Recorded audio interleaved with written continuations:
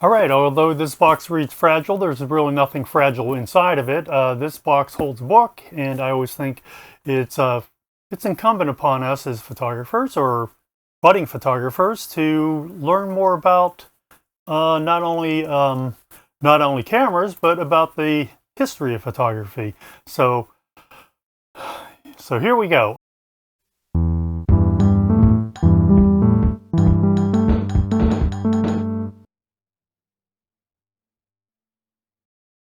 I had ordered this book, well, I tried to order this book last year sometime, but it was out of print. And then I got a notification saying it was back in print. So I purchased it right away before it went out of print again.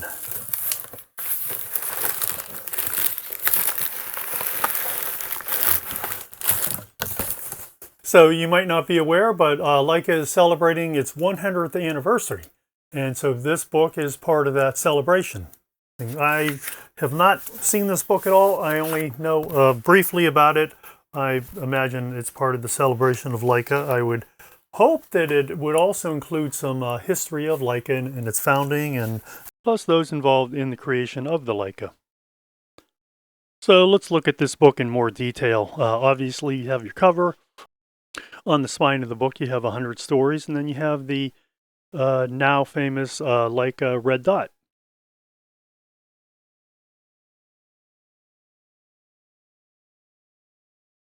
As you can see, there's the Leica red color as you open it. It has a very nice table of contents. And as you can see, there are 100 stories. This probably is the introduction, although possibly that's a story in itself. There's small little thumbnail images of various photographs taken with the Leica. So here the book talks a bit about the history of the company and of the camera itself. So remember, there was Lights, the company, and then there's Leica, the product. From what I understand, Lights camera was combined to produce the word Leica. I don't know if that's mentioned in here. There are many, many photos, including, I guess you could call this the first street photography photographs. Here's the original Leica 1. I think one of these was auctioned past couple of years and went through, and it went, and I believe the final price I want to say was in the tens of millions of dollars, or maybe that was euros, which would still be tens of millions of dollars. I'll see if I can find it. It also talks about the naming of the various lenses. The name LMAX, for example, stood for Ernst, Lights, and Max. Still in use today. Hector, of course, was the name of Barrick's dog. They don't really talk about Sumar. Sumar, the Latin sumus, actually means uppermost. So uppermost would be the premium lenses.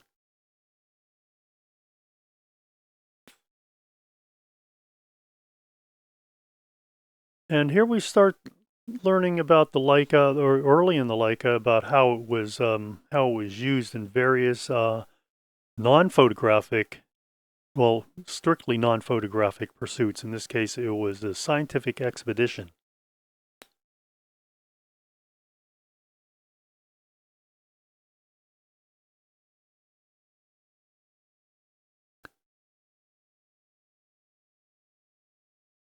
So and these photos aren't necessarily in order. So this one, for example, was taken in 1931, and I believe the same photographer took a photo of themselves in 19.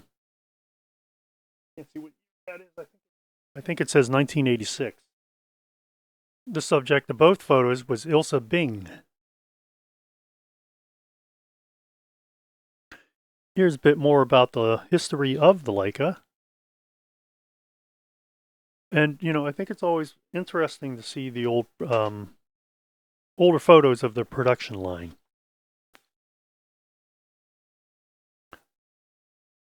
Now, if you If you aren't aware of this, or maybe you are, 35mm film is often referred to as cinema film because, in fact, it was produced for the movie industry. And that's why there's sprocket holes in 35mm film. It was to, because movie cameras, of course, use the sprockets to engage the sprocket holes to drag the film through its the film gate, so to speak. And so this was the first camera to make use, or at least perhaps the first commercially successful camera to make use of 35mm cinema film or movie film. This story is titled The Decisive Moment. It's a well-known phrase among photographers, particularly Leica photographers. And I think photographers since then have chased that same goal of trying to create their decisive moment. This, of course, is taken by, this time it was taken in 1952 by the French photographer Henri Cartier-Bresson, or as a friend of mine might say, Henry Carter Brexton. That's a little joke, by the way, because he butchers most names. He'll say a name and I'm always like, huh? What was that? And if you look at it, this isn't really a particularly great photograph because the subject is blurred, but it's, there's a lot of anticipation in it.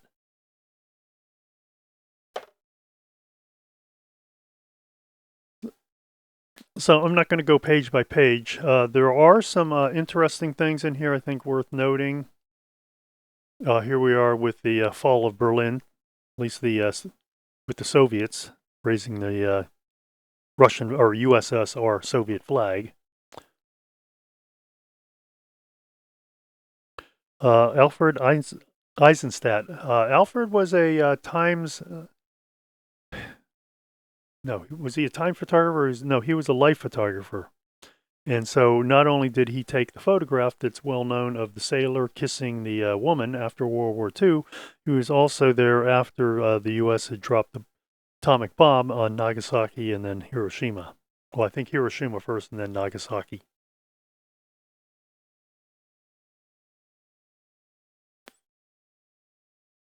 More war images from Vietnam.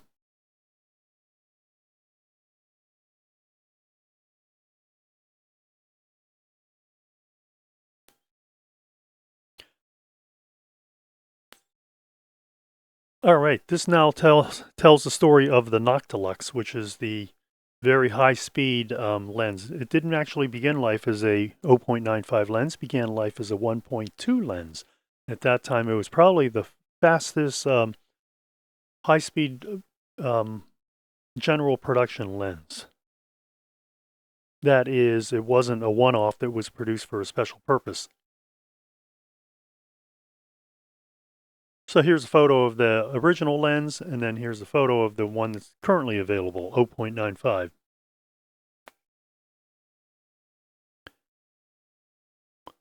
And this is the final Beatles. This is the final Beatles concert. More wartime images. There are some. This talks about their move. This talks about Leica's move outside of Germany, where they moved production to both Canada and also to Portugal, where it continues today. There's something in here I wanted to, I should have bookmarked some of these. This refers to the logo that is well known for Leica. If you notice, the earliest logo had lights in it, not Leica.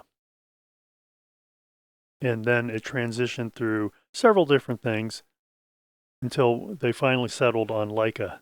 Leica has always used this script typeface.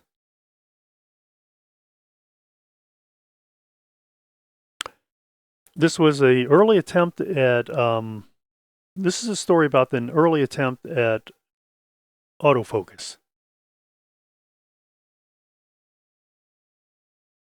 And here we are with the well-known Leica M series. I think it tells a story about before that. Here we have Queen Elizabeth using a Leica.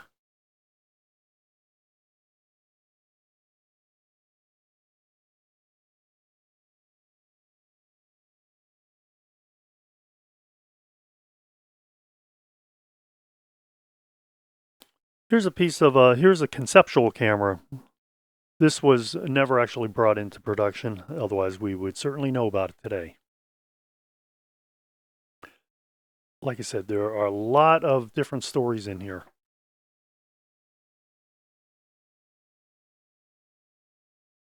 There is a spread in here that shows, here we are, the collectibles. And these are some of the one-off models that were produced simply as collector items. A lot more than you thought, right? Some of these are film cameras and some of these are digital cameras.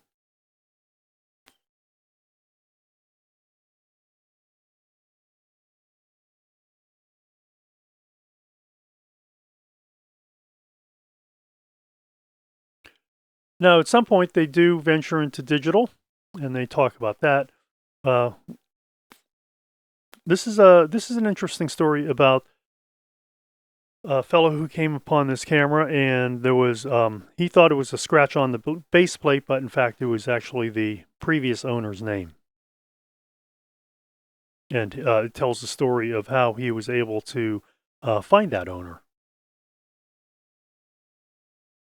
Now, this is a digital shot. Ralph Fiennes and Daniel Craig on the set of one of the James Bond movies. Here we are, world record. This might be, yeah, this is one that was auctioned.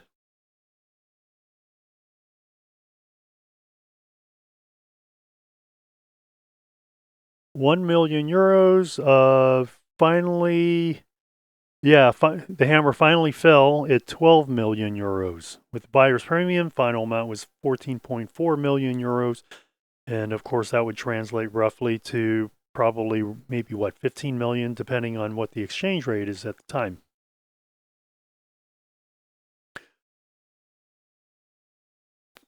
This is a nice little spread that shows all of the Leica models from the very first up to production models that are available today, or as of the printing or publication. I shouldn't say the printing, but the assembly and publication of the production, the final production of this particular book.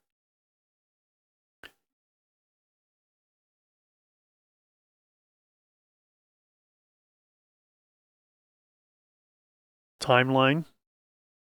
Leica did produce a movie camera, and it also produced an enlarger. For the most part, though, it's bread and butter. Its primary focus in photography has been with 35 millimeter, the 35 millimeter film, the 35 millimeter format.